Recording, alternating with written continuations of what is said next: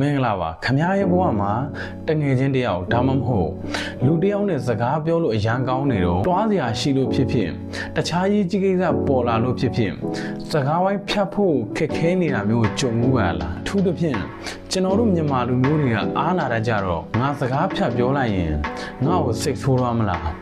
ငါ့ကိုရိုင်းတယ်လို့ထင်သွားမလားဆိုပြီးစိုးရိမ်ပြီးဆက်နားထောင်နေကြပါတယ်ဒါပေမဲ့စိတ်ထဲမှာတော့နိုင်တကြီးကြီးနဲ့ငါတွားရတော့မယ်ငါဘယ်လိုလုပ်ရပါမလဲဆိုပြီးတောကရောက်နေရတာမျိုးပေါ့ကျွန်တော်ဒီနေ့ခင်ဗျားတို့ကိုသတင်းကောင်းတစ်ခုပေးခြင်းပါတယ်စကားဝိုင်းတစ်ခုကိုတစ်ဖက်လူလုံးဝစိတ်မဆိုးသွားစေပဲခင်ဗျားကိုလည်းပို့ပြီးလေးစားလာစေမယ်စမတ်တစကားဝိုင်းဖြန့်ပြီးလေးစင်ဆိုတာရှိပါတယ်ဒီနေ့ဗီဒီယိုထဲမှာခင်ဗျားရဲ့အချိန်ကိုလည်းမပုတ်စေပဲ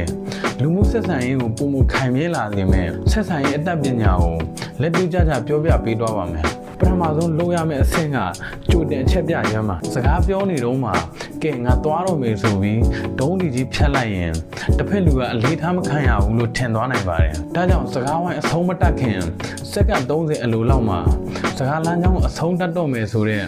အချက်ပြစကားလုံးလေးသုံးပေးရပါမယ်ဥပမာစကားပြောလို့အရန်ကောင်းနေတာပဲဒါပေမဲ့ဟုတ်တာပဲ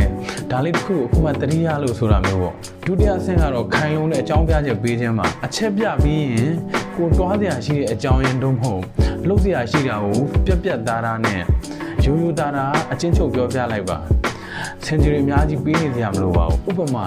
ကျွန်တော်ညနေ3နာရီမှချိန်ထားတာလေးရှိလို့အခုသွားမှအချိန်မီတော့မယ်ကျွန်တော်နောက်ထပ်အလုပ်ကိစ္စတစ်ခုနဲ့ဖုန်းပြောစရာရှိနေလို့စသဖြင့်ပွင့်ပွင့်လင်းလင်းတင်ပြခြင်းဟာအကောင်းဆုံးပါပဲတတိယဆင့်ကတော့အရေးကြီးဆုံးဖြစ်တဲ့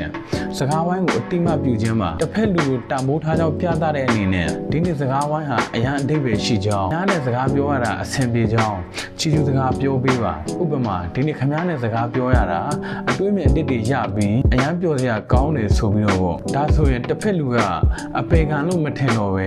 စိတ်ထဲမှာကျေနပ်သွားစေပါတယ်သရုပ်ထအဆင့်ကတော့ဆက်ဆံရေးကိုပုံမခိုင်မြဲစေမယ် future break လို့ခေါ်တဲ့နောက်တစ်ချိန်အတွက်လမ်းစာချန်ထားခြင်းမှာ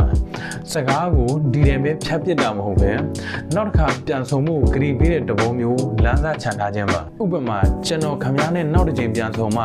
ဒီအကြောင်းကိုအများကြီးထပ်ပြောကြတာပေါ့ဒါမှမဟုတ်ကျွန်တော်ရောက်ရင်ဖြစ်ဖြစ်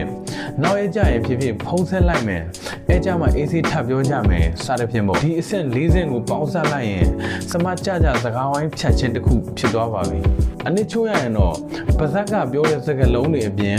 ခမရဲ့ body language ကလည်းအရေးကြီးပါတယ်လွယ်အိတ်ကိုလွယ်လိုက်တာဖုံးကိုအိတ်ကထဲထည့်လိုက်တာဒါမှမဟုတ်မတ်တက်ထားရလိုက်တာမျိုးကိုစကားပြောနေရင်ဖြည်းဖြည်းချင်းပြုလုပ်ပြီးရင်တစ်ဖက်လူရဲ့အုံနောက်ကသူတကယ်သွားစရာရှိလို့ပဲဆိုတာကိုအလိုလျောက်နားလေသဘောပေါက်သွားပါလိမ့်မယ်အားနာလို့ဆိုပြီးကိုယ့်ရဲ့အရေးကြီးတဲ့အချိန်တွေကိုအလဟတာအကုန်မခံပါနဲ့ကိုယ့်ရဲ့အချိန်ကိုကိုတန်ဖိုးထားတယ်လို့သူတစ်ပါးကိုလည်းယဉ်ကျေးစွာတန်ဖိုးထားရတာဟာ communication skill ကောင်းသူတဦးရဲ့အရေးချင်းပါပဲဒီနေ့ဗီဒီယိုလေးကခမ ्या ရဲ့ဘဝမှာအသုံးဝင်မဲ့အသိပညာတစ်ခုဖြစ်လိမ့်မယ်လို့မျှော်လင့်ပါတယ်ခမ ्या ကရောစကားဖြတ်ရခက်လို့